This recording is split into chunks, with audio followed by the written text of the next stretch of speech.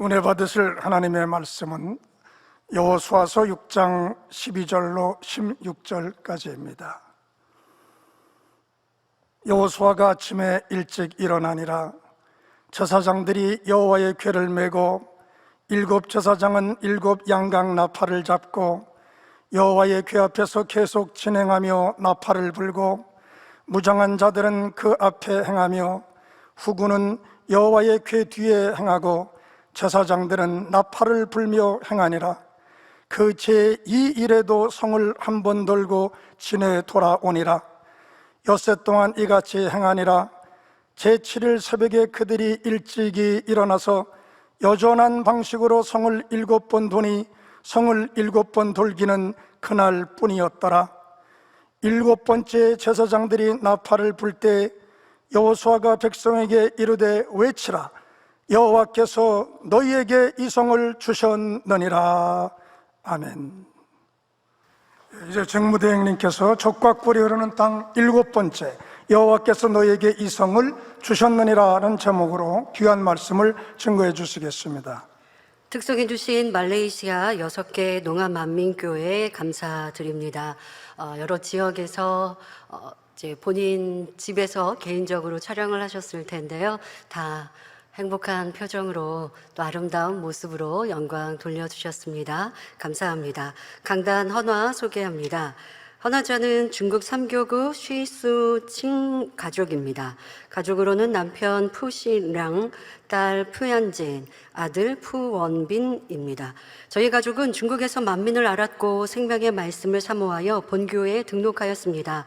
갖가지 문제로 지치고 힘든 삶을 살고 있던 저희에게 천국에 참 소망을 주시고 행복한 삶으로 축복해 주신 아버지 하나님께 감사와 영광을 올려드립니다. 당장님의 성결 말씀과 불같은 권능의 역사들을 직접 보고 듣고 체험하면서 저희 가족은 믿음이 성장되었습니다. 온 가족과 일가 친척이 복음화되었으며 딸은 조장으로 저는 구역장의 사명을 감당하고 있습니다. 새 예루살렘의 소망을 주시고 절망과 불행의 삶에서 행복한 삶으로 축복해 주신 아버지 하나님께 감사하여 강단 헌화를 올려드립니다. 기도원 집회를 통해 말씀과 기도로 이끌어 주신 원장님과 생명 읽는 말씀과 목자의 심장으로 전 세계 만민의 영혼들을 출마한 물과 푸른 초장으로 인도해 주신 대위님께도 감사합니다. 네, 감사합니다. 말씀에 들어가겠습니다. 사랑하는 성도 여러분, 지난 시간에는 이스라엘 백성들이 요단강을 건너 여리고성 앞에 이르는 장면까지 살펴보았습니다. 범람하는 요단강의 흐름이 전능하신 하나님의 능력으로 멈춰버리고 이스라엘 모든 백성들은 요단강 바닥을 마른 땅처럼 걸어서 건넜지요. 자신들과 함께 하시는 하나님의 역사를 체험함으로 이스라엘 백성들의 사기는 더욱 드높아졌고 반대로 가나안 거민들은 두려움에 떨게 되었습니다. 또 그때 아버지 하나님께서 특별한 일을 명하셨고 바로 할례하라라고 말씀하셨고 그 할례를 통해서 우리에게는 아버지 하나님을 닮은 깨끗하고 성결한 마음을 이루어야 하며 그리할 때 우리 힘으로 할 수 없는 영적 전쟁에 승리할 수 있는 비결이라 말씀을 드렸습니다. 자, 그러한 과정들이 흘렀고요. 자, 이렇게 요단강에 범람해 있던 강을 마른 땅으로 건너고 이제 여리고성이 눈앞에 놓여 있습니다. 가나안을 온전히 취하기 위해서는 아직도 더 많은 과정들을 겪어야 합니다. 바로 다음 목표물인 여리고성은 범람하는 요단강보다 더욱 어려운 과제이지요. 여리고를 두른 두 겹의 성벽은 그 성벽 위로 마차가 지나다닐 정도로 두꺼우며 단단히 무장한 군사들이 방어하고 있었습니다. 이스라엘 백성들의 힘만으로는 도무지 공략할 방법이 없는 상황입니다. 그러나 하나님께서는 이미 이 전쟁을 이스라엘의 승리로 이끌기로 결정하셨습니다. 여호수아 6장 2절에 여호와께서 여호수아에게 이르시되 보라 내가 여리고와 그 왕과 용사들을 내 손에 붙였으니 하셨고 또 그렇게 붙이시고 승리하기 위해 앞서 말씀드린 대로 할례를 명하셨고 이스라엘 백성은 그 위험한 상황에서 육신의 생각 동원하지 않고 그대로 순종하였노라 말씀을 드렸죠. 자, 그리고 이제 여리고성을 승리할 수 있는, 여리고성을 취할 수 있는 세세한 전략까지 말씀해 주셨습니다. 자, 그럼 하나님께서 과연 어떤 방법으로 이스라엘을 승리로 이끄셨는지 살펴볼 때에 이 말씀이 여러분 모두에게 온전한 생명과 능력이 되시기를 바랍니다. 여러분, 말씀을 듣고 그냥 오늘 은혜 많이 받았어, 또 성도님들이 재미난 영화를 보는 것 같았다고 말씀을 하시는데요, 또 다음 편에 예고가 있죠. 저는 지금 증거되는 말씀은 당의자님께서 해주신 그 말씀을 그대로 전합니다. 당의자님께서 우리에게 그렇게 생생한 현장감 있는 설교해 주신 기억 나시죠? 그리고 다음 편 예고, 아주 재미난 그때에 딱 끝내시고 다음 편을 예고해 주셨던, 근데 이 말씀이 당연한 말씀이기 때문에요, 우리가 함께 지금 신나고 아주 재미나게 이 여정을 함께 따라가고 있습니다. 그러나 은혜로 그치면 소용이 없습니다. 범람한 요단강을 가르시고 마른 땅으로 건너게 하신 위대하신 이스라엘의 하나님은 여러분의 아버지가 되십니다. 그러면 내게 그런 어렵고 힘든 일들을 만날 때 그 하나님을 의뢰해야 하는데, 말씀은 듣고 은혜 받아 놓고 내 삶에 지금 어려움이 오니까 이내 내 생각, 불평, 원망하고 있으면 말씀에 은혜 받은 거 아니란 말이에요. 말씀에 은혜를 받으셨으면, 내 삶에 시험과 연단과 어려움이 있을 때 나는 하나님을 의뢰하지 못했구나, 불평하고 원망하고 여전히 육신의 생각을 동원했구나, 회개하고 돌이키고, 아버지 하나님, 이제 다음에 제게 이런 영적인 믿음 주셔서 어떠한 상황에서든 믿음으로 행군할 수 있게 해주세요라고 기도로 쌓아가셔야죠. 은혜 받았다고 믿음 되는 거 아니고요, 한 번, 두 번, 일주일 기도했다고 여러분 믿음 되는 거 아닙니다. 그러나 그렇게 말씀에 받은 은혜를 붙들고 매일매일 기도해 보세요. 그러면 당장에 있었던 염려와 근심이 오늘 밤 기도할 때, 기도하는 중에는 염려 근심이 없어요. 근데 여러분, 또 우리 인생이 기도할 때 그 마음같이 삶이 되어지나요? 현실을 만나면 또 염려하며 근심해요. 그러니까 또 오늘 밤 기도해야죠. 매일매일 쉬지 않고 기도해야죠. 그러다 보면 현실의 어려움을 믿음으로 승리할 수 있는 때가 임하게 됩니다. 그러니까 그러한 도전이 여러분들에게 있어야 오늘의 말씀이 생명이 되어지고 여러분들이 세상을 이길 힘이 되어지십니다. 그러라고 이 말씀을 전하고 있는 것입니다. 자, 그래서 하나님의 능력으로 여러분의 모든 문제를 해결받으며 모든 영적인 싸움에 승리하여 영광 돌리는 삶을 사시기를 주님의 이름으로 축원합니다. 사랑하는 성도 여러분, 여리고성은 이미 설명드린 것처럼 튼튼하고 두 겹으로 되어 있어서 공략하기가 심히 어려웠습니다. 오늘날이야 대포 같은 것으로 성벽을 폭파시키면 되지만 당시는 화약도 아직 발명되지 않았던 때이지요. 그러나 우리 하나님께서는 이 여리고를 무너뜨릴 방법을 친히 가르쳐 주십니다.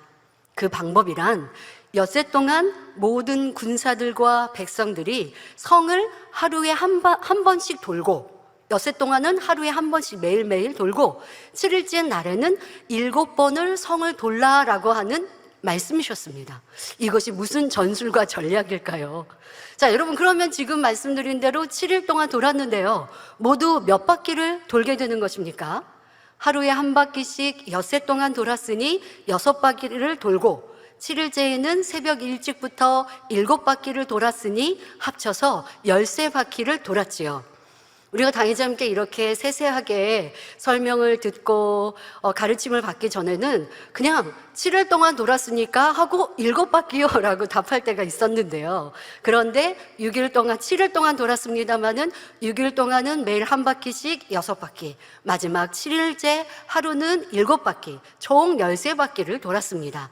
자, 여기서 13바퀴에 어떤 영적인 뜻이 있는 것은 아닙니다. 하지만 총 7일 동안 여리고를 돈 것과 끝날 7일째에 7바퀴를 돌라 하신 데에는 영적인 의미가 있지요. 7은 영적으로 완전함을 의미하기에 이는 하나님 말씀을 온전히 믿고 정확히 그대로 순종해야 한다는 뜻을 담고 있습니다. 열왕기하에 보면 엘리사도 나아만 장군에게 요단강에 7번 몸을 잠그면 깨끗해질 것이라 말하지요. 물은 영적으로 영생수인 하나님의 말씀을 뜻하는 것이니 요단강에 7번 몸을 잠근 것은 하나님 말씀에 완전히 순종한다는 의미입니다. 하나님의 말씀에 완전히 거하여 말씀대로 살아가면 하나님의 역사가 일어나 모든 문제를 해결받을 수가 있는 것이지요.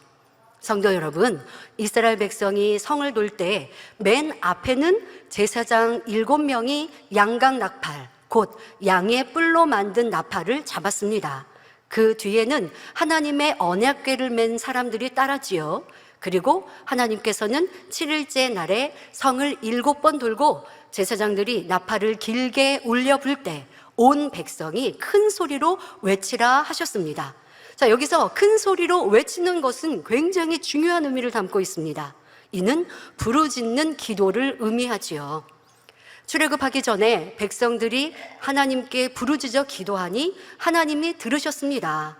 애굽 땅에서 종살이하며 고통받을 때 우리를 구원할 여호와 하나님께 부르짖어 기도했더니 하나님은 모세 선지자를 보내시고 하나님의 권능으로 출애굽을 시켜주셨죠. 자, 구약의 선지자들과 신약의 주님의 제자들도 부르짖어 기도하는 장면들이 성경에 수없이 나옵니다. 무엇보다 우리 예수님도 힘쓰고 애써 땀이 핏방울이 되도록 부르짖어 기도하셨습니다.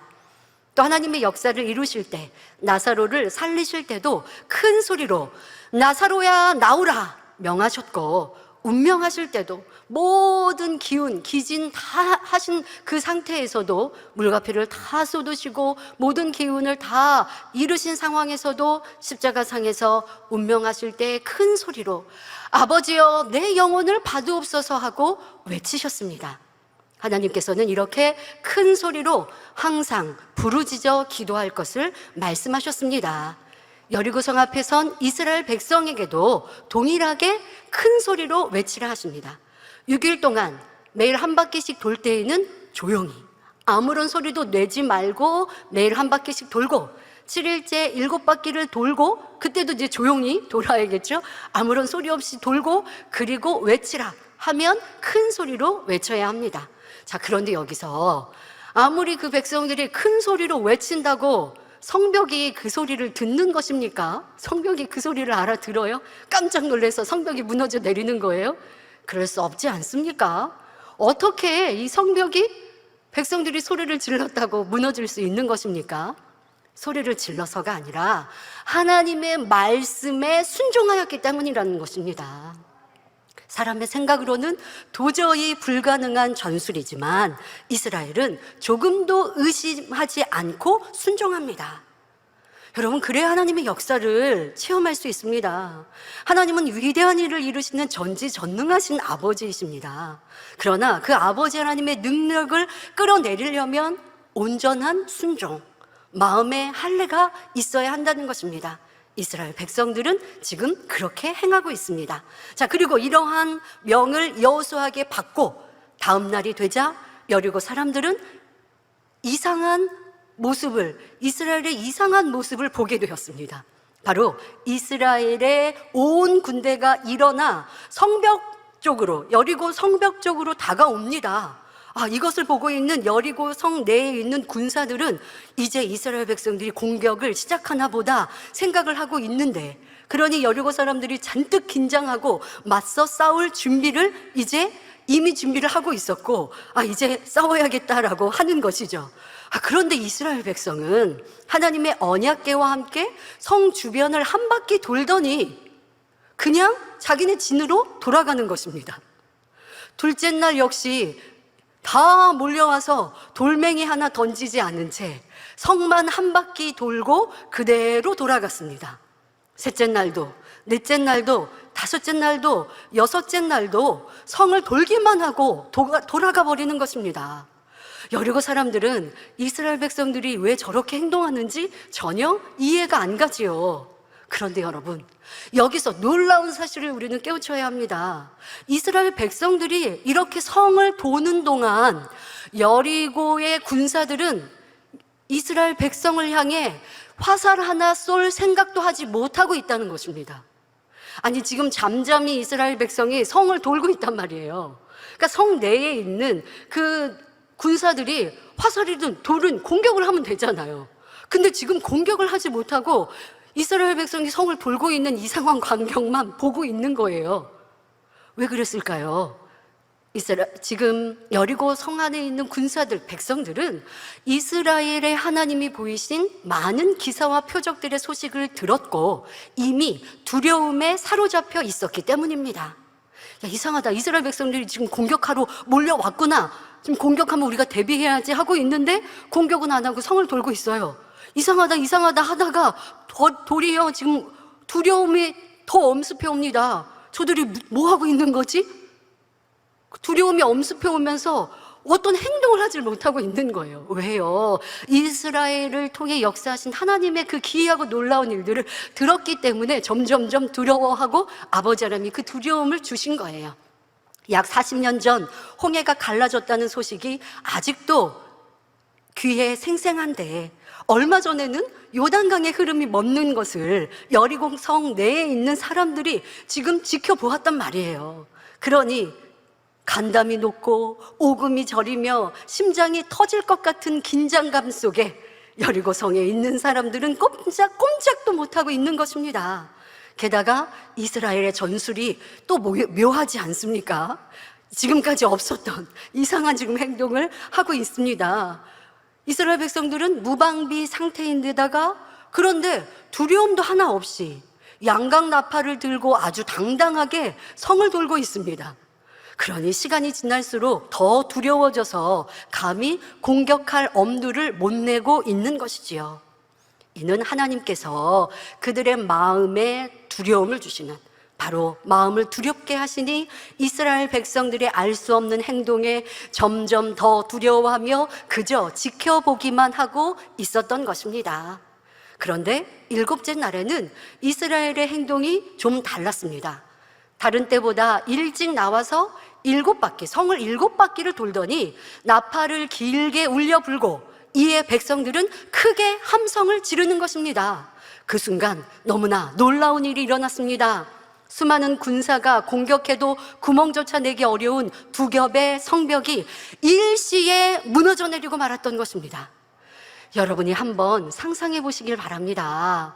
이런 과거의 고대의 전쟁들을 한번 여러분들이 보았던 영화 같은 거 생각해 보세요. 이런 성벽을 부수려고 하면 여러 가지 도구들을 이용하겠죠. 사람이 그 성벽을 타고 올라가기도 하겠지만, 그래서 성문을 열면 가장 좋지만 그렇게 쉽게 성문이 열리지 않으니 성벽에다 대고 돌무더기를 던지기도 하고, 또 성 위에 군사들이 포진해 있으니 화살을 쏘기도 하고 여러 가지로 합니다. 그러니까 돌무더기 같은 거를 던지려면 기구를 만들어야겠죠. 도구를 만들어서 멀리 던집니다마는 그렇게 던질 때 일시에 한꺼번에 무너져 내리지는 않습니다. 어디 동쪽이 좀 무너져 내리고 서쪽이 좀 무너져 내리고, 그렇게 하면 무너진 곳으로 군사들이 공략해 들어가는 것이죠.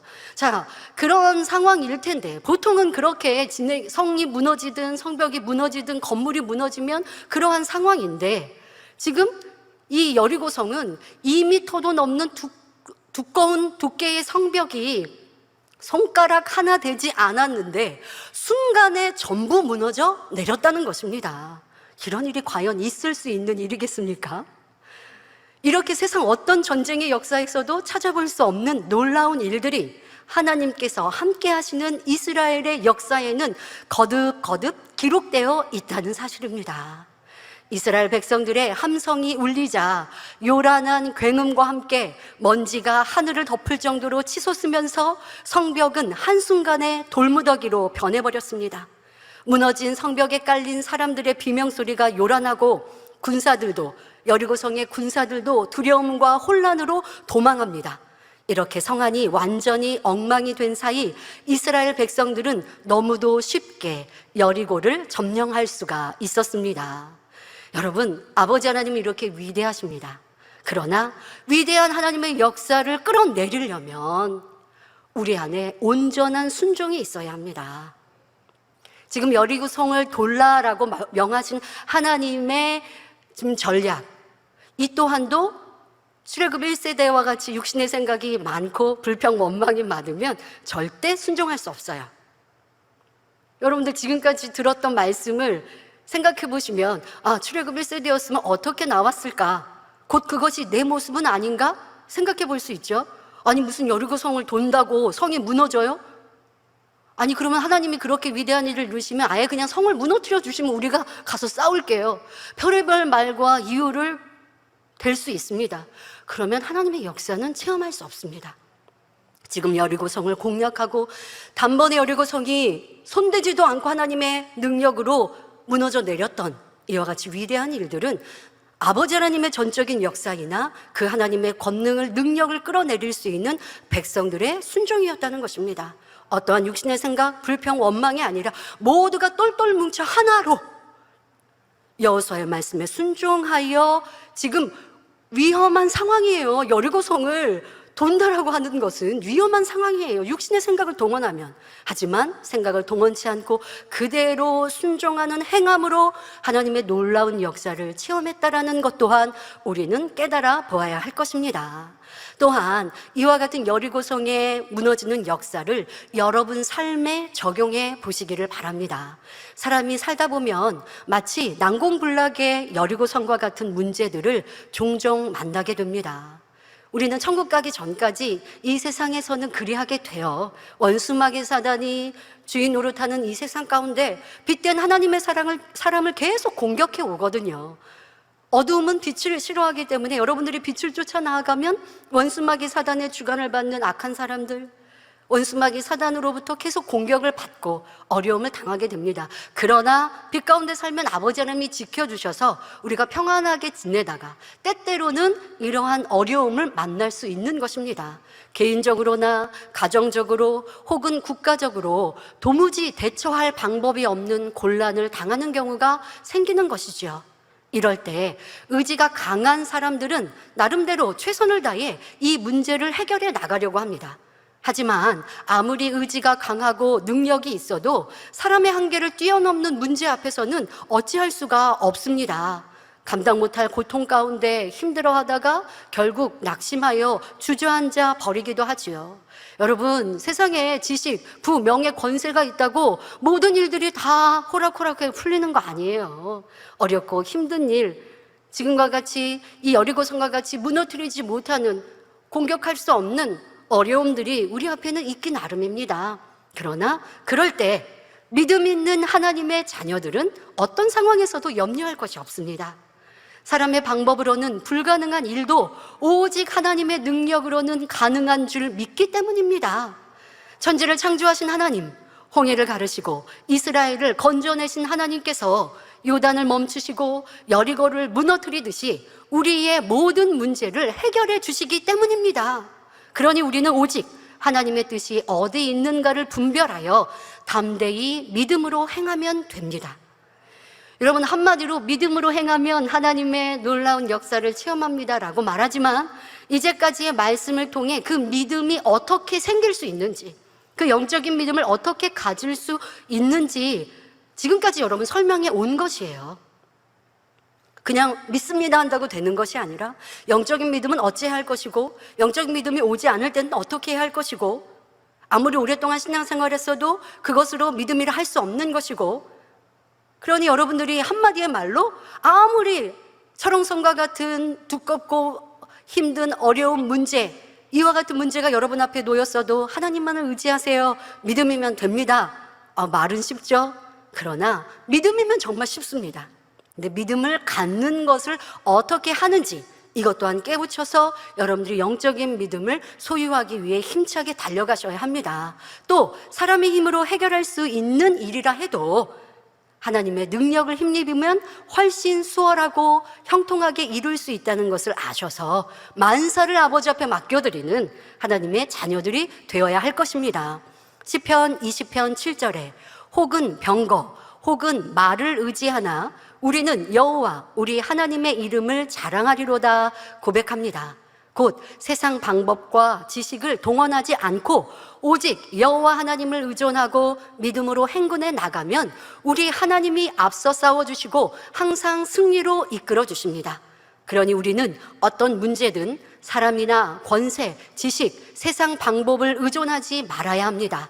오직 하나님만 의존하여 기도해 나가면 하나님이 책임져 주시고 모든 문제를 풀어주시며 축복해 주시는 것입니다.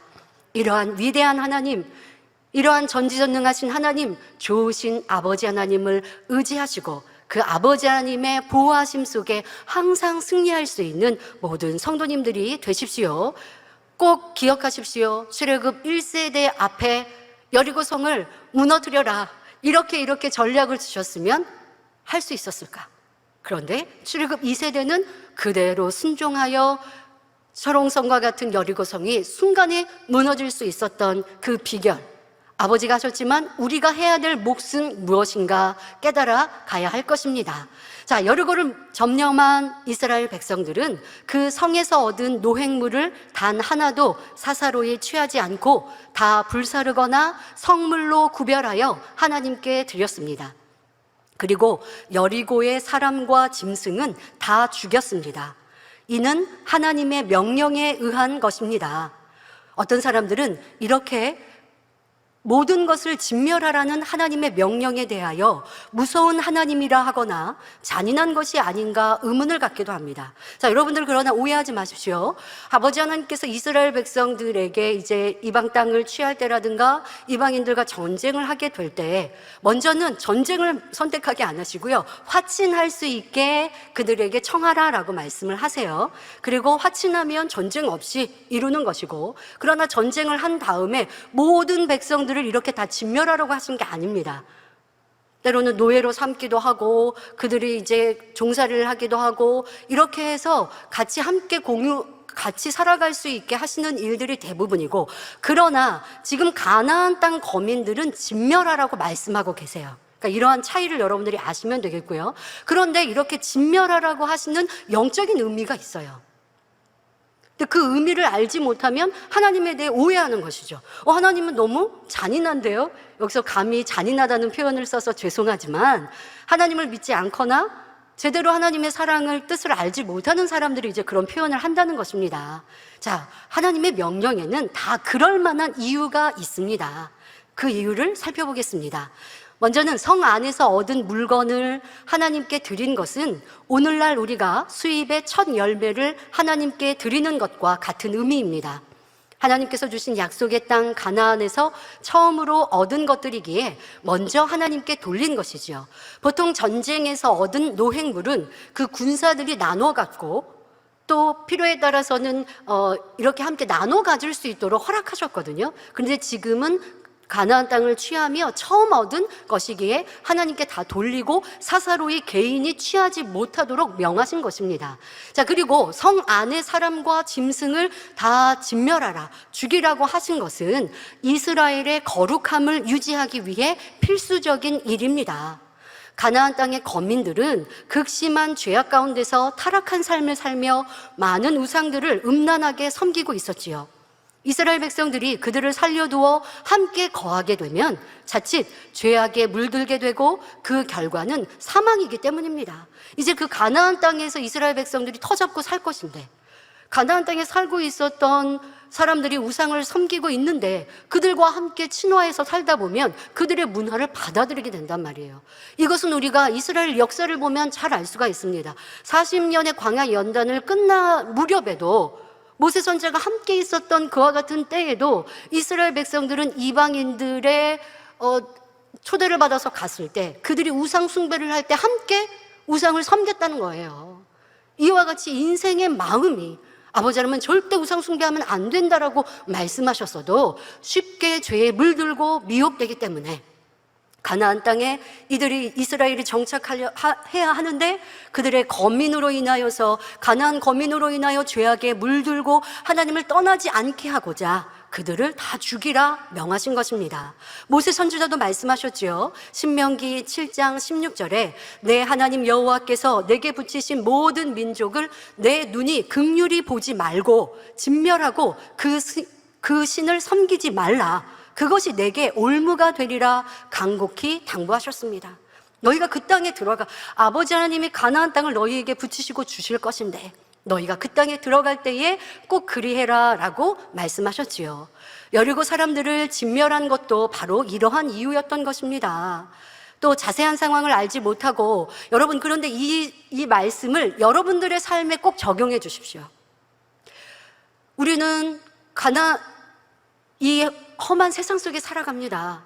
지금은 우리가 가나안 거민, 가나안 땅에 원래 살고 있었던 비질리의 세상 사람들과 함께 더불어 우리는 살고 있어요.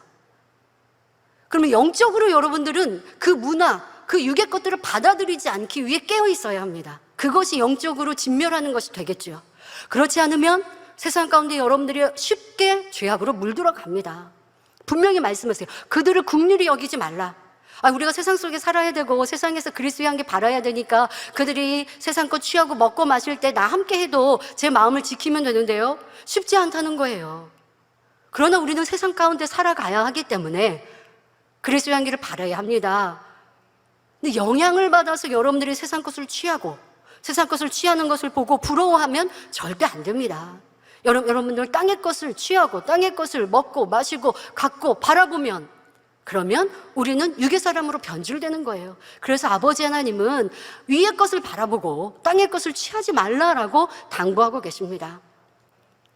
이스라엘 백성들에게 가나안 땅에 들어갈 때 가나안 거민을 진멸하라 말씀하신 것, 하나님을 무섭고 두려운 하나님이라 오해하지 마시고, 우리 인생들이 너무나 쉽게 죄악으로 물들어가기 때문에 진멸해야 그만큼 세상의 죄악을 여러분들이 경계하고 싫어하고 미워하고 조금도 부러워하지 않고 사모하지 않고 궁금해하지 않고 이렇게 세상의 육의 것들을 끊어버려야 여러분들이 하나님의 자녀로 빛 가운데 살아갈 수 있다는 걸 이 말씀을 통해 꼭 명심해야 할 것입니다.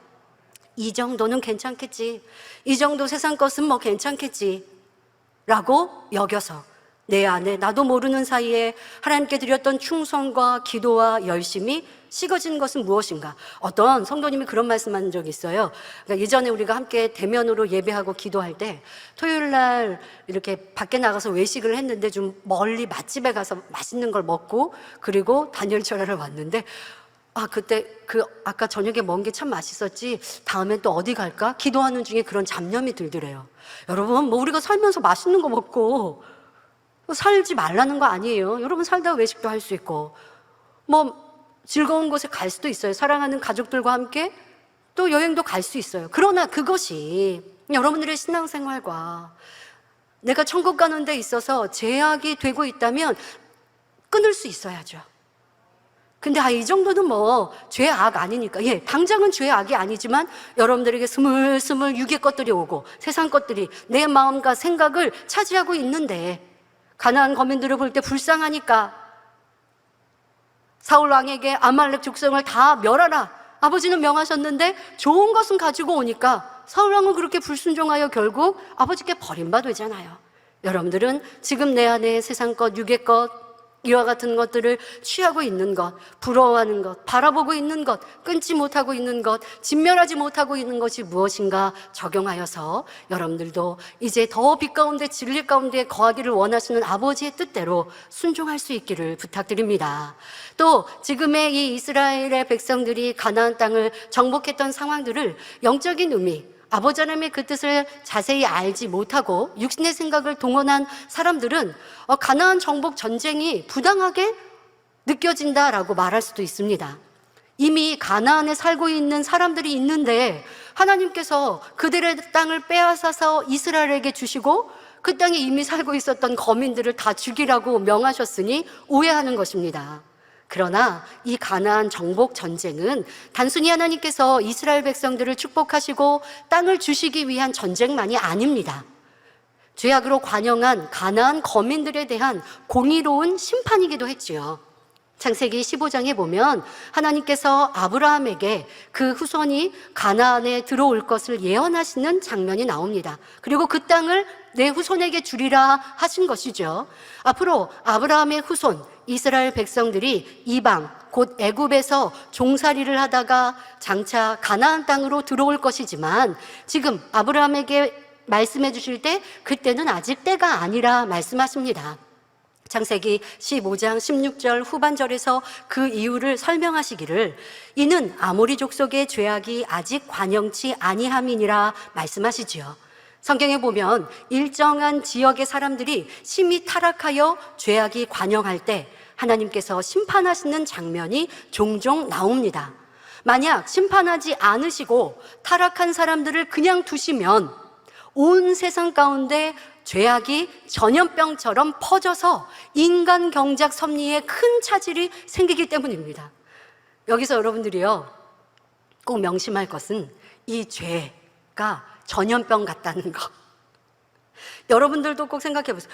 내가 육을 하나 취하면 계속하여 갖고 싶고 취하고 싶은 것이 육의 속성이고요.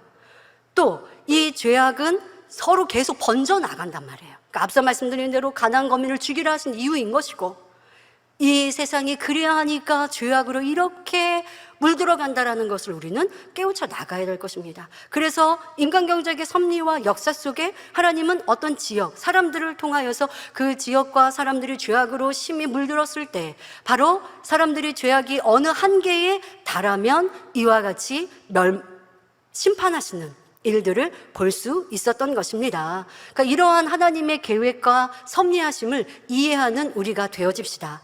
그러므로 사람들의 죄악이 어느 한계에 달하면 하나님께서 공의 가운데 그들을 심판하실 수밖에 없다라는 것. 이것은 두려운 하나님, 심판의 하나님이 아니라 아버지는 알곡을 얻기를 원하시고 하나님의 참전이 얻기를 원하시는데 죄가 누룩과 같이 번지고 있기에 그것을 제해해 버릴 수밖에 없으신 거잖아요. 그렇지 않으면 인간 경작을 딱 끝내셔야 되는데요. 아버지의 계획하신 6천년의 인간 경작이 끝까지 가기 위해서는 어찌할 수 없이 그렇게 그때그때 심판이 있었다는 것입니다. 예를 들어 창세기에 등장하는 소돔과 고모라도 죄악이 관영하니 불과 유황의 심판을 받았습니다. 얼마나 죄악이 관영했는지 천사장을 보내서 확인할 수 있잖아요. 아니, 처음 보는 여인, 아름다운 여인이 지금 롯의 집에 들어갔는데 그 소돔 그 고모라에 있는 사람, 그 땅에 있는 사람들이 그 여인을 지금 내가 취하겠다 하고 있잖아요. 이런 악이 어디 있어요? 이런 죄악이 어디 있습니까? 이런 타락이 어디 있습니까? 그러니까 그렇게 바로 알게 하시고, 근데 이러한 영적인 의미도 우리가 당회장님 창세기를 통해서 풀어받았으니까 이해할 수 있지. 아, 천사장이 왔구나. 그리고 천사장이 그 지금 악한 사람들의 눈을 멀게 했다. 그것은 또 어떤 의미지? 우리는 알 수 없었는데, 여러분들 이 말씀을 아브라함, 하나님의 사람 아브라함의 책자를 읽다 보니까 얼마나 통쾌하게 풀어주시고, 아, 이런 영적인 깊이 있는 말씀이었구나라고 이해하니까 참 신납니다마는, 이 소돔과 고모라가 얼마나 패역했는지를 그 한 가지 사건을 통해서 극명하게 볼 수 있었습니다. 노아 시대에도 사람들의 죄악이 관영하여 대홍수 심판이 임했지요. 그러니까 그 사람들 안에 구원받을 사람이 없는 거예요. 구원받을 리가 없고, 그러면 구원받을 리가 없고 점점점 죄악이 관영하다가 그러다가 아예 인간경작을 끝내버리시게 된다면 아니 되기에 이제 한계가 다다르면 심판을 하십니다. 역사적으로 잘 알려진 폼페이 같은 경우도 그랬습니다. 성도님들 중에도 성지순례를 다녀오신 분들은 직접 폼페이의 유적들을 보셨을 것입니다. 서기 79년의 어느 날 폼페이 근처에 베수비오 화산이 갑자기 폭발했습니다. 폼페이 사람들은 미처 피할 틈도 없이 폭발 가운데 몰살해 버렸고, 크게 번성하던 도시는 화산재 아래 완전히 파묻히고 말았습니다. 훗날 발굴된 유적들을 통해 당시 폼페이 사람들이 종교적으로나 도덕적으로 너무나 타락하여 하나님의 심판이 임할 수밖에 없었음을 알게 되었지요. 이런 도시들처럼 가나안 거민들도 심히 타락하여 장차 심판받을 상황입니다. 그러나 가나안에 대한 심판의 방법이 하나님의 백성 이스라엘에 의해 진멸당하는 것으로 아버지 하나님은 보이십니다. 여기서 절대 하나님을 오해하시면 안 됩니다. 하나님은 심판받을 죄인들이라 해서 당장 진멸하지 않으십니다. 그 죄악이 관영하여 더 이상 용납할 수 없을 때까지 오래 참으시며 회개할 기회를 주십니다. 요나서에 보면 하나님께서 니누에를 멸하리라 말씀하셨지요. 하지만 니누의 왕 이하 모든 백성과 짐승들까지 전부 죄를 무릅쓰고 회개하고 금식하니 어떻게 하셨습니까?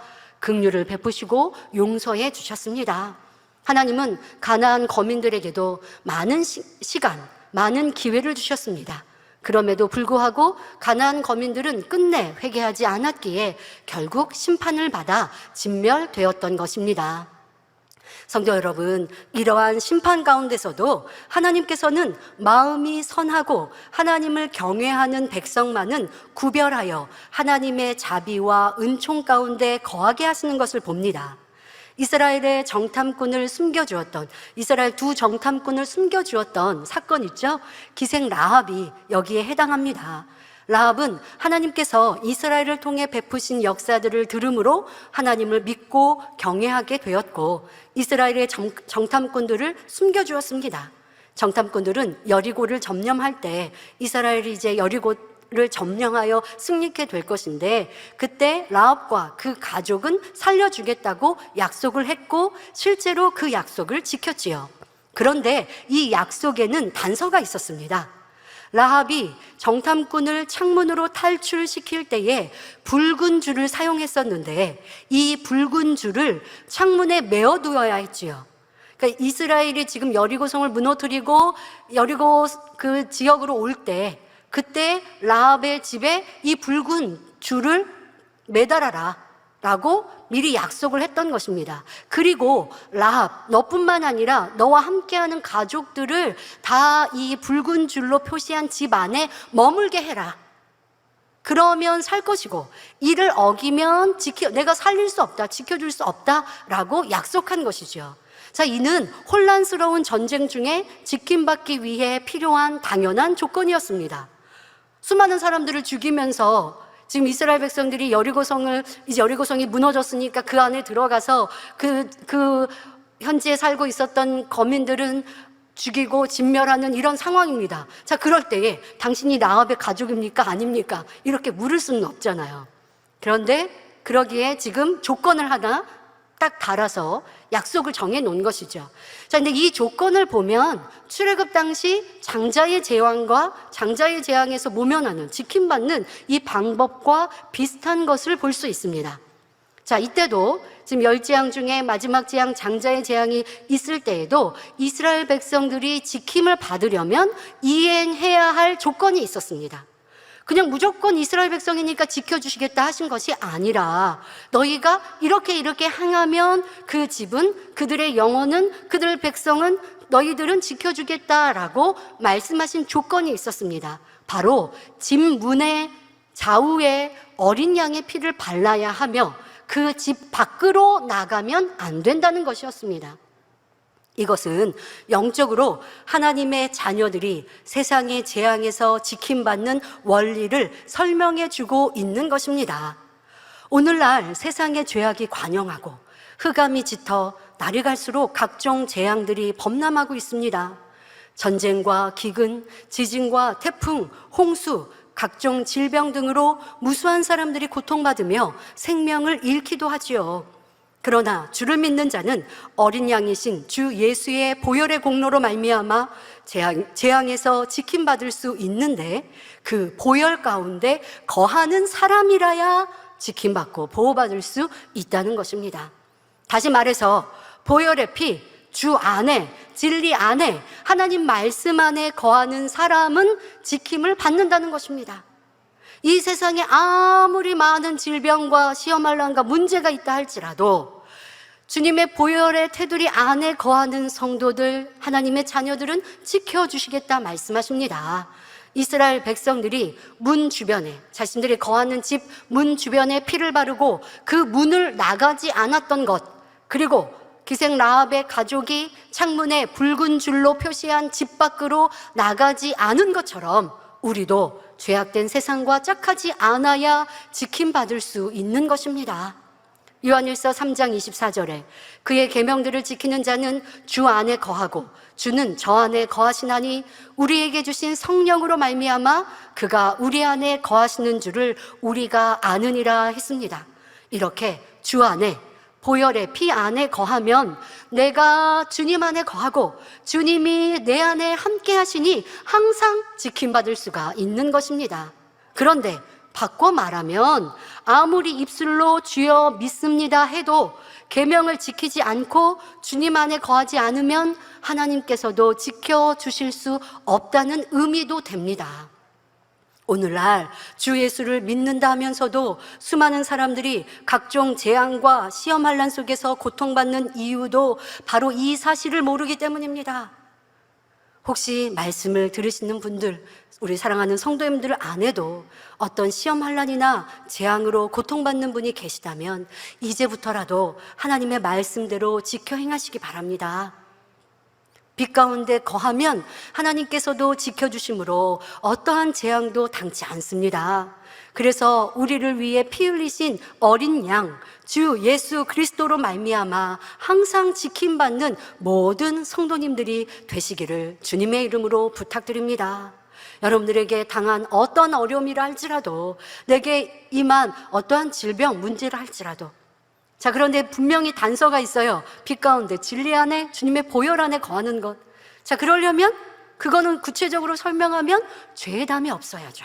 아, 난 빛 가운데 거하는데 죄를 지어요? 그럼 그거는 빛 가운데 거하는 게 아니죠. 주님 보혈 안에 거하는데 난 세상 짝해요? 그럴 수 없는 것이죠. 그러니 여러분들의 삶 속에서 이렇게 주일날 예배합니다. 아, 저 기도하는데요. 그런데 내 삶 속에서는 미워하고 다투고 불평하고 원망하고 기도 쉬고 이와 같은 모습이 있다면 주님의 보혈 안에 거하는 것이 아닙니다. 여러분들이 어린 양의 피로 문설주에 바르고 그 집 안에 들어가 있어야 되는데, 문 주변으로 지금 보혈의 피를 바르고 나서 문 밖에 나가 있으면 보호받을 수 없다는 것입니다. 우리가 듣고 알고 있는 아버지 하나님의 위대하신 권능, 주님의 그 사랑의 안에 나는 거하는 자가 되었는지, 아니면 문 밖에 있는 자, 그래서 원수마귀 사단이 나를 가지고 장난치고 시험할 난 질병 문제를 가져다 주어도 어찌할 수 없어서 쩔쩔매고 있는 내 모습은 아니었는지, 그러나 아버지 하나님은 우리에게 해결 방법을 이렇게 시원하게 알려주고 계시니 회개하고 돌이켜 주님 안에 보혈의 피 안에 거하는 우리 모두가 되어지시기를 바랍니다. 사랑하는 성도 여러분, 여리고성의 정복과 관련하여 또 하나의 놀라운 사건이 있습니다. 하나님의 명령대로 죄악이 관영한 여리고성을 무너뜨린 여호수아는 다시는 여리고가 건축되지 못하리라고 맹세합니다. 여호수아 6장 26절에 여호수아가 그때의 맹세로 무리를 경계하여 가로되 이 여리고성을 누구든지 일어나서 건축하는 자는 여호와 앞에서 저주를 받을 것이라. 그 기초를 쌓을 때에 장자를 잃을 것이요 문을 세울 때에 계좌를 잃으리라 말씀하셨습니다. 그들의 죄악에 대한 하나님의 심판이 얼마나 지엄한지 알 수가 있습니다. 그리고 이 여호수아의 말이 하나님 앞에 얼마나 확실하게 보장되었는지가 열왕기상 16장 34절에 잘 나와 있습니다. 그 시대에 베델 사람 히엘이 여리고를 건축하였는데 저가 그 터를 쌓을 때에 맏아들 아비람을 잃었고, 분명히 여호수아가 지금 예언했던 대로, 말하였던 대로 지금 성의 터를 쌓을 때에 맏아들을 잃었고, 또 그 문을 세울 때에 말째 아들 수굽을 잃었으니 여호와께서 눈의 아들 여호수아로 하신 말씀과 같이 되었더라 기록되어 있습니다.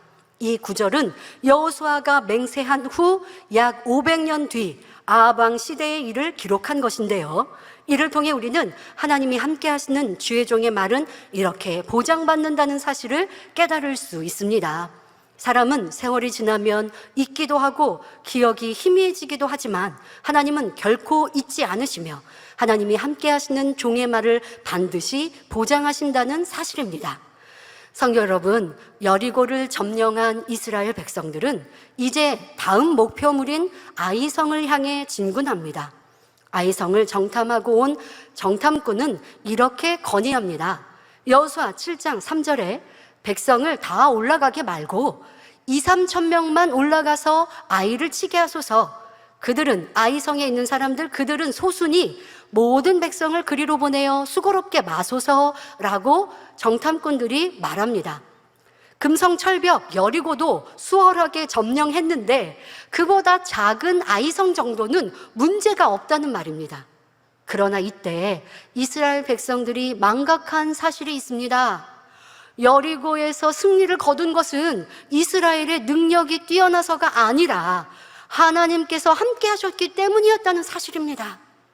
이것을 기억했다면 아이성을 공격할 때도 그저 눈에 보이는 대로 사람의 생각에 맞추어 행할 것이 아니라 먼저 하나님의 뜻을 분별해 보았어야 합니다. 하지만 조그만 아이성은 자신들의 힘으로도 충분히 점령이 가능할 것처럼 보였지요. 그렇게 정탐꾼의 말대로 3,000명이 올라가 아이성을 공격한 결과 이스라엘 백성은 처참한 패배를 당했습니다. 전투에서 졌을 뿐만 아니라 36명가량이 전사하고 말았던 것입니다. 참으로 충격적인 일입니다. 분명 하나님께서 함께 하신다 생각하고 반드시 승리할 줄 확신했는데 조그만 아이성 하나 점령하지 못하고 사상자만 생겼으니 어찌하면 좋겠습니까? 이는 단순한 한 번의 패배가 아니라 하나님께서 자신들과 함께하지 않으신다는 심각한 문제가 제기된 것입니다.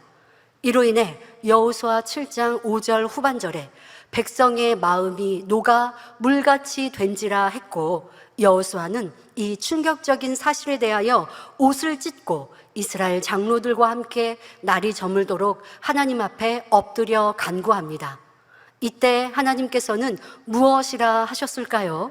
과연 무엇이 잘못되었기에 여리고를 정복한 하나님의 백성이 작은 아이성 거민들에게 참패하고 말았던 것일까요? 분명 이유가 있습니다. 한 번은 이기고 한 번은 지고 살다 보면 그럴 수 있지가 아니라 분명 영적인 이유가 있었습니다. 그 자세한 내용에 대해서는 다음 시간에 살펴보도록 하겠습니다. 결론을 말씀드립니다. 사랑하는 성도 여러분, 잠언 21장 31절에 싸울날을 위하여 마병을 예비하거니와 이김은 여호와께 있느니라 했습니다. 전쟁을 위해 사람들이 여러 가지 준비를 하지만 결국 승패는 하나님께 달려있다는 말씀이지요. 사람 편에서 믿음으로 준비는 해야 하지만 결과는 다 하나님께 있는 것이기에 하나님께 믿음으로 맡겨드려야 하는 것입니다. 그러나 이런 말씀을 여러분들이 자칫 그냥 사람이 편한 대로 바꿔서 이해하시면 안 돼요. 아버지 하나님께 맡겨드리고 하나님께서 가장 합당한 때 이루시니까 아무것도 안 하고 손 놓고 있는 것, 이거는 믿음이 아닙니다. 아버지 하나님께서 이루시도록 우리는 마음을 할례하고 그릇 준비하고 불같이 기도하여 하나님을 기쁘시게 드리고 또 우리의 삶 속에서 아버지가 기뻐하실 행함들이 무엇인가, 이와 같은 것도 행하면서 아버지께서 역사하시도록, 아버지 하나님께서 일하실 수 있도록 터전을 만들고, 아버지 하나님께서 이제 역사하시도록 우리에게 주시는 과제는 힘들고 어렵고 육신의 생각으로 맞지 않는 것 같다 생각할 것이 아니라 무조건 순종하면 그때 하나님께서 역사하시는 거지, 손 놓고 아무것도 안 하고 하나님께 맡겨드렸어요, 그건 하나님께 맡기는 믿음이 아닌 거예요. 이와 같은 구분도 여러분이 할 수 있어야 하겠습니다. 전능하신 하나님께서 함께 하시면 철옹성과 같은 여리고라도 순간에 점령할 수 있지만 하나님이 함께하지 않으시니 조그만 아이성 하나도 점령하지 못합니다. 이는 과거 이스라엘의 역사에서만 그런 것이 아니라 오늘날 우리의 범사에 적용되는 원리입니다. 아무리 어려운 문제가 있다 할지라도 하나님은 무엇이나 가능케 하십니다. 지금 여러분이 해결해야 할 문제는 무엇입니까? 이루어야 할 목표는 무엇입니까? 오직 하나님께 맡기고 그 능력을 힘입을 수 있기 바랍니다. 자, 하나님께 맡긴다는 것은 우리가 하나님의 마음으로 나아가는 것입니다. 하나님의 마음으로 나아가는 것은 어둠의 일을 벗고 빛의 일로 행하는 것입니다. 그런데 내 마음은 여전히 할례하지 않으면서 아버지 하나님, 저 이런 어려움들이 있으니까 해결해 주세요. 아무리 금식하고 기도해도 내 안에 죄악을 버리지 아니하고 내 안에 죄의 담을 헐기 위해 메어 달리지 아니하면, 내 안에 쌓은 죄악을 인정하고 철저히 통회제복 회개하지 않으면 아버지 하나님의 도우심과 능력을 받을 수 없습니다. 모든 것을 하실 수 있는 하나님이시지만 죄인의 간구는 듣지 않으시고 죄의 담이 있을 때는 역사하지 않으십니다. 그러기에 아이성의 전투에서는 질 수밖에 없었던 것이고요. 그러니 여러분들에게 있어서 하나님께로 나아가지 못하는 것, 하나님의 능력을 힘입지 못하는 것, 아무리 입으로는 여러분들이 하나님의 능력과 위대하심을 찬양하고 고백해도 하나님께서 나에게 영적인 믿음을 주시지 않고 그 능력을 주시지 않는 이유는 어둠 가운데 거하기 때문이라는 것. 우리 요한일서 강의에서 너무나 정확하게 구분하여 말씀하지 않습니까? 하나님의 자녀와 원수마귀 사단의 어둠의 자녀를 구분할 수 있다. 어떻게 해요? 하나님의 의를, 하나님의 말씀을 지켜 행하는가? 내 형제를 사랑하는가? 그것은 하나님의 자녀요. 하나님의 말씀대로 그대로 행치 아니하고 형제를 사랑하지 아니하면 어둠의 원수마귀 사단의 자녀라 분명히 말씀하시잖아요.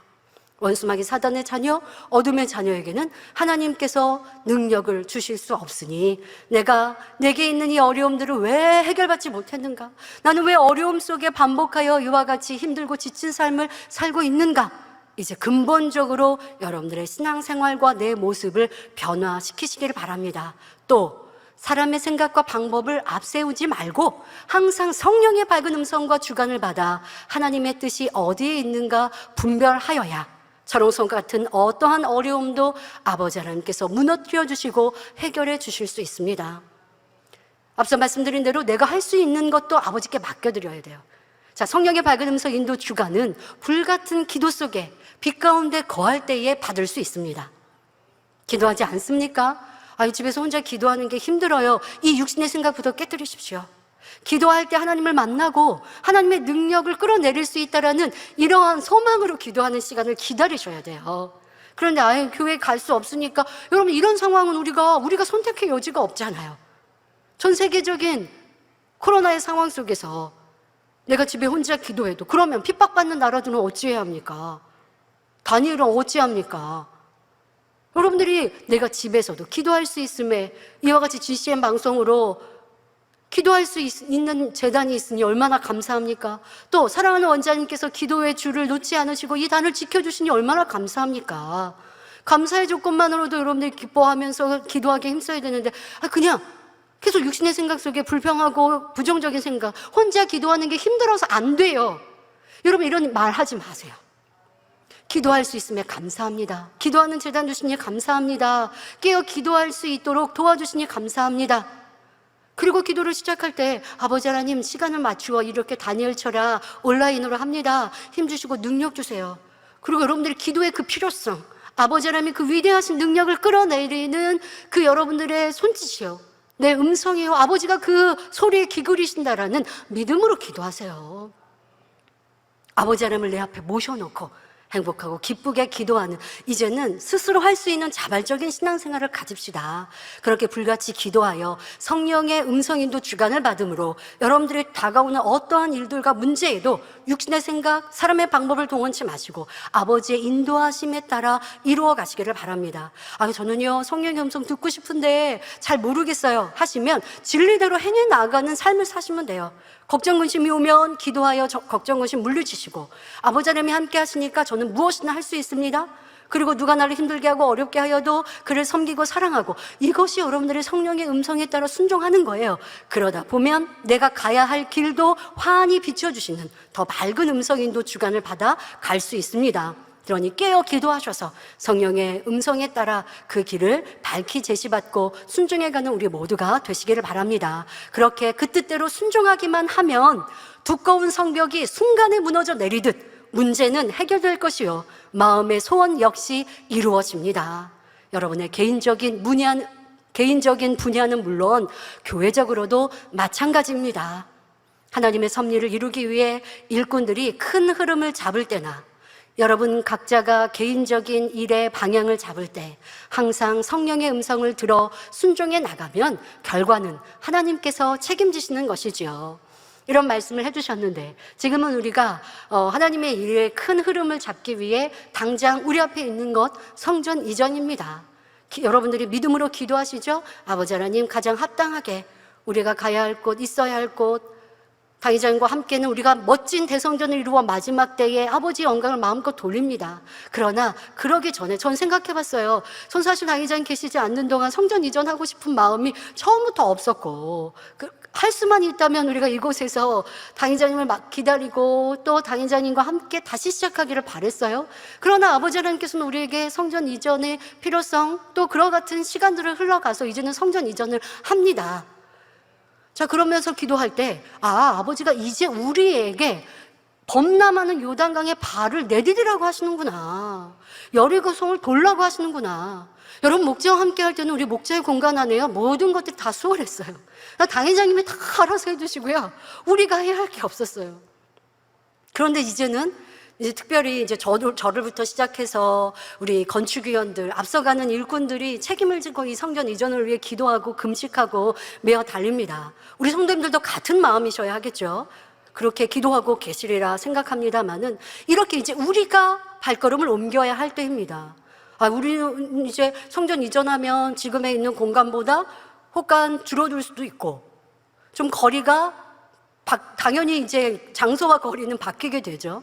이런 상황 속에 내 편리를 따라 불평하고 원망하는 것이 아니라 이 모든 일들의 아버지의 뜻을 바라고 기다리고 기뻐하고 감사하고, 우리는 이제 광야의 연단이라 말할 건 없지만 혹여 그런다 할지라도 기뻐하고 감사하면 그 연단은 금방 끝나는 것인데요, 우리가 연단이 아니라 도리어 더 내실을 갖추는 시간, 이 성전 이전을 통해서 우리가 더 한마음 한뜻이 되어지는 시간, 이와 같이 모든 시간을 더 아름답게 만들고 목자와 함께 세계를 이루고 대성전을 이룰 꿈과 소망으로 새롭게 도약할 수 있는 이러한 시간으로 성전 이전을 위해 기도하고 있습니다. 이렇게 우리가 알지 못하는 뜻이라 할지라도, 우리는 막막할지라도 아버지 앞에 믿음으로 기도하면 아버지는 그 길을 제시해 주시고 인도해 주십니다. 이렇게 우리 앞서가는 일꾼들이 함께 믿음으로 순종해 주셔서 감사하고, 또 이후에 진행되는 모든 일들에 대하여서 성도님들도 그런 믿음으로 긍정적인 사고와 또 영적인 생각, 육신의 생각이 아니라 영의 생각으로 함께 고백하며 아버지의 우리를 향하신 뜻들을 멋지고 아름답게 이루어갈 수 있는 모든 성도님들이 되어야 할 것입니다. 그런데 하나님의 큰 일들을 이루기 위해, 또 여러분들도 삶에 있어서 아주 중차대한 일들을 만날 때에 하나님의 도우심을 받고 성령의 음성을 더 밝히 받을 수 있는 방법을 당회장님께서 이때 설명해 주셨는데요, 바로 금식과 기도입니다. 그래서 큰 일들을 방향을 잡아갈 때는 일꾼들이 금식하며 아버지의 도우심을, 성령의 인도를 받아야 하고, 또 여러분들이 불같은 기도를 통해 그런 아버지의 뜻을 이루어야 하지요. 앞서가는 일꾼들이 그렇게 아버지 앞에 메어 달려주셔서 감사하고요, 한마음 한뜻으로 이제 우리에게 바라시는 범람한 요단강에 발을 내디디라 하시는 그 행함은 무엇일까? 나는 그것이 무엇일까? 가까이 있는 성전 이전을 향하여서 나는 어떻게 행해야 할까? 어떤 마음으로 기도해야 할까? 라고 하는 것을 영적으로 깨우쳐 보시고 기도하여 아버지가 우리에게 기대하시는 바를 더 온전한 믿음으로 받을 수 있기를 부탁드립니다. 이렇게 여러분의 삶의 모든 것을 전지전능하시고 위대한 일을 이루시는 하나님이 내 아버지가 되셔서 내 작고 큰 일을 앞장서 해결하여 주시고, 또한 이 재단을 앞장서 이끌어 주셔서 아버지의 큰 영광을 이루게 하실 일들을 바라며 기쁨으로 믿음으로 행군하는 모든 성도님들이 되시길 부탁드립니다. 그러므로 사랑하는 성도님들은 범사에 먼저 하나님의 뜻을 알고 순종해야 합니다. 그래서 전능하신 하나님께서 친히 여러분의 영적인 싸움을 주관하시고 천국 새 예루살렘에 이르는 그날까지 항상 승리하게 하시기를 주님의 이름으로 축원합니다. 말씀 상고하시면서 함께 기도하시겠습니다. 좋으신 아버지 하나님, 오늘은 여리고성을 무너뜨린 이 기이하고 놀라운 역사를 아버지 전하였습니다. 아버지 하나님의 말씀에 그대로 순종한 이스라엘의 백성들은 아버지 하나님의 크고 놀라운 일들을 보았습니다. 손 하나 되지 않고 그 성을 열세 바퀴를 돌고 소리를 지를 때에 아버지 하나님께서 그 철옹성과 같았던 여리고성을 순간에 무너뜨리셨고, 그로 인하여 여리고 그 성을, 그 거민들을 죽이고 여리고성을 쉽게 취할 수 있었습니다. 아버지는 이런 위대하신 분입니다. 우리 모든 성도님들이 이 아버지 하나님을 믿고 의뢰하여 그 하나님의 공간 안에 있게 하시고 그 역사, 그 능력을 체험할 수 있도록 행하는 믿음의 장수들로 나오게 하옵소서. 이 재단에서 우리가 이루어야 될 요단강을 건너는 일, 여리고성을 취하는 일은 어떠한 것이며 우리 성도님들 앞에 놓여있는 여리고성은 무엇인가 생각하되, 그러나 그 일을 해결하실 아버지 하나님을 전적으로 의지하며 나아가는 복된 믿음의 성도님들로 축복하여 주옵소서. 감사드리며 우리 주 예수 그리스도 이름으로 기도하옵나이다. 아멘. 영상을 통한 탕 회장님의 환자 기도를 받겠습니다. 아픈 분들은 아픈 곳이나 연약한 곳에 손을 얹고 기도 받으시고, 아프지 않으신 분들은 가슴에 손을 얹고 마음의 소원을 위해 믿음으로 기도 받으시기를 바랍니다. 할렐루야. 전능하신 사랑의 아버지 하나님, 이 시간 기도 받는 모든 성도님들 위해 안수하여 주옵소서. GCN과 인터넷과 화상을 통해 기도 받는 지교회와 지성전, 그리고 전 세계 하나님의 자녀들 위에도 시공간을 초월하여 역사하여 주시기를 원합니다. 믿어지는 믿음을 주시고 부정적인 생각과 의심의 세력을 물리쳐 주옵시며 모든 시험 환난도 물리쳐 주옵소서. 머리부터 발끝까지 오장육부, 뼈, 마디마디, 온몸의 신경, 조직, 세포 등 아픈 곳마다 성령의 불로 태우시고 근본의 빛으로 역사하여 주옵소서. 예수 그리스도의 이름으로 명하노니 원수마귀 사단, 모든 질병, 균, 연약함아 물러가라. 빛이 여임하라. 모든 불치, 난치병도 성령의 불로 태워 깨끗하게 역사하여 주옵소서. 말라리아를 비롯한 모든 풍토병도 물리쳐 주옵소서. 감기, 기침, 열, 몸살, 독감 등 각종 유행성 질병도 다 물러가라. 어떠한 유행성 질병, 균도 틈타지 않게 지켜 주옵소서. 위암, 폐암, 간암, 유방암, 자궁암, 대장암, 피부암 등 각종 암과 에이즈, 백혈병, 뇌졸중, 고혈압, 저혈압, 심장병, 폐병, 위장병, 당뇨, 부인병, 피부병, 갑상선 질환과 모든 염증도 깨끗게 하여 주옵소서. 소아마비, 중풍, 관절염, 디스크도 온전케 하여 주옵소서. 요통, 두통, 신경통을 비롯한 모든 통증은 사라질지어다. 간질, 자폐증, 우울증, 조울증, 노이로제 등 모든 정신질환도 물러가라. 모든 마비된 것도 풀어지고 일어나 걷고 뛸지어다. 눈도 잘 보이게 하옵시고 귀도 잘 들리게 하여 주옵소서. 소경은 눈을 뜨고 기머거리는 들으며 벙어리는 말할지어다. 각종 사고, 후유증도 깨끗게 하시고 부러진 뼈도 붙여 주옵소서. 화상 입은 것도 온전케 하옵소서. 화기야 물러가라. 열도 물러가라. 아버지, 흉터도 나지 않게 역사해 주시기를 원합니다. 마약을 비롯하여 각종 약물과 독극물 중독도 깨끗함을 입을지어다. 죽은 신경과 세포가 살아나며 죽은 자도 살아나게 하여 주옵소서. 잉태의 축복도 주시기를 원합니다. 잉태 축복을 받으라. 예수 그리스도의 이름으로 명하노니 원수마귀 사단아, 하늘 공중 곳에 잡은 악의 영들아 물러가라. 그의 사자들도 물러갈지니라. 이 땅의 악한 영, 더러운 영, 거짓되고 간사한 영, 이간질하고 미혹하는 모든 어둠들은 물러가라. 모든 흉악의 결박을 풀고 어둠아 물러가라. 빛이 여임하라. 아버지 하나님, 부르짖어 기도할 수 있는 능력을 주시고 죄를 버리고 성결될 수 있는 능력을 주옵소서. 영혼이 잘됨같이 범사에 잘되게 하시고 가정의 복음화도 이루어 주시기를 원합니다. 한 주간도 모든 사고와 재앙으로부터 지켜주시고 불통이 없는 형통한 삶을 살 수 있도록 축복해 주옵소서. 성령의 불담으로 천군 천사와 주님의 불꽃 같은 눈동자로 모든 하나님의 자녀들과 가정, 일터, 사업들을 지켜주시기를 원합니다. 학생들에게 지와 명철을 더하시고 공부도 할 수 있는 뜨거운 마음과 열정도 더하여 주옵소서. 마음과 생각을 세상에 빼앗기지 않도록 지키시고 하나님을 뜨겁게 사랑하는 학생들로 축복하여 주옵소서. 하나님의 자녀들이 먹으나 마시나 입으나 무엇을 하든지 하나님 앞에 영광 돌리는 삶이 되게 축복하여 주시기를 원합니다. 나는 하나님을 만났노라, 체험했노라, 응답 받았노라, 축복 받았노라, 간증하는 입술이 되게 역사하여 주옵소서. 아버지 하나님 감사합니다. 홀로 영광 받으옵소서. 우리 주 예수 그리스도의 이름으로 기도하옵나이다. 아멘.